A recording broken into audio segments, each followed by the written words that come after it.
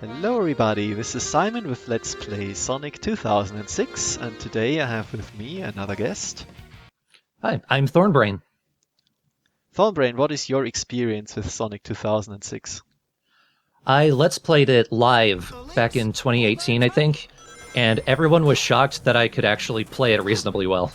I watched that videos, all of those videos, and was a great inspiration for me as well, because it was the first Let's Play where I saw that people actually enjoyed the game. Then I saw another one where people enjoyed the game and was like, you know what, Let's Play the game. I can Let's Play, and I do kind of enjoy the game, so hey, why not?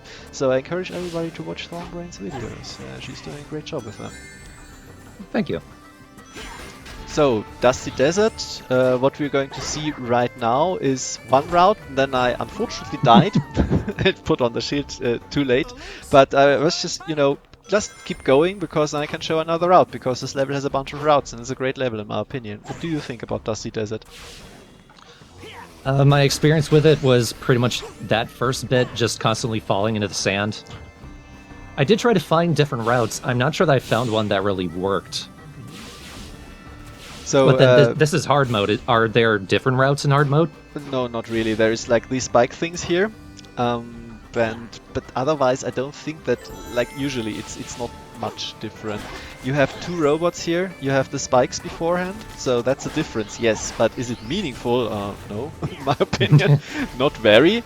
You have to kill these guys if you want to, but you can also go to the left. There's another route there, so you don't have to really engage with the increased combat difficulty. I mean, I guess these spike things here are a bit mean, but it doesn't ultimately amount to much. But again, it's the hard mode for these. It's just not that different. But there's this guy, and I think this is kind of neat. He stops you from progressing too much, so you don't get ambushed by the spike balls. But it's not consistent, because these can still ambush you. But you know, it's maybe the thought that counts, if it was intentional. Hard to tell. It's very hard to tell this game. Yeah. It doesn't help that the physics are so inconsistent that whatever was intended probably wouldn't happen anyway. Yeah, another two robots. I think this is like the big thing for this level, just another robot. Yeah, I deliberately did not take the shortcut which I showed off before, because I wanted to see more of the level. You might note that now here only half of the platforms rise, so you are forced to fall down here and take the spring path, or jump from the last robot if you want to. So that's the difference. It takes away a little bit of a shortcut. Ouch. Yeah, I think in the story mode, Sonic actually says, I need to destroy all the robots to progress, but you can't just jump down into the sand and use the spring. Yeah, you can, and there is tons of little skips like this, which is why I like this level. I think it's great that it allows you to skip that much. I'm doing another try here to get up this shortcut path, but spoilers, I don't like it. It ate my jump input, and I was like, you know what, you can't get up there anymore after the first try. I did it once, almost, on camera for the normal mode, that's fine. I wanted to show off this bottom path anyway, so that's all intended. Absolutely. The way that you use the hover mode and the kick and all that sort of blew my mind, because there are so many actually useful attacks and moves that you can do, and I just didn't think about it while playing because I was so frustrated with every other mechanic in the game. Yeah, that's a real shame about it. If you give the game a chance, it gets kind of good. Like, I wouldn't say it's a good game. Like, it's a great game. Obviously it's not. You know, there is so many flaws here. But if you engage with it a little bit and give it a little bit of a chance, then it might be far better than you expected. And I think this is already a huge sign of quality, considering where you start. You know, and it can be legitimately fun a lot of times if you play around with it, but I also realize that for many people that's a tough order, that you don't want to play around with it, because on the surface it's a broken mess. And a little bit beneath the surface it still is, but some things work. Anyway, another recording, because I still haven't shown off everything, and I need an S rank, of course, so let's go for an S rank. I like how that looks like we accidentally saw the green screen in the studio that made this game. Yeah, I did the S rank first, that's why I fixed it here, and then on the redo with more paths, you don't see it anymore. A little bit behind the scenes action here, but of course I'm gonna take a bunch of these shortcuts now.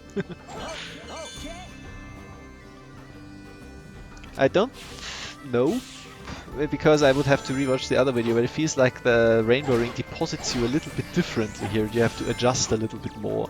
So like as an added challenge. It's hard to tell though.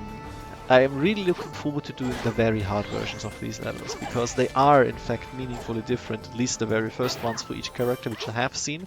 But for the others I have remained deliberately blind, and feel like, you know, might be lots of fun to check out what they are going to do.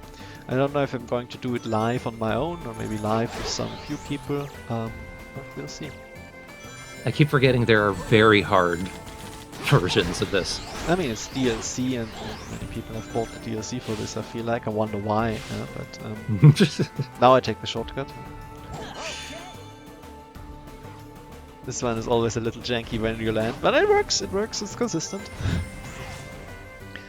Something I found out, by the way, I was looking at an individual level speedrun record here, and you can jump into these automated jumping sequences from somewhere else. Like, you don't have to take the rainbow rings to start it.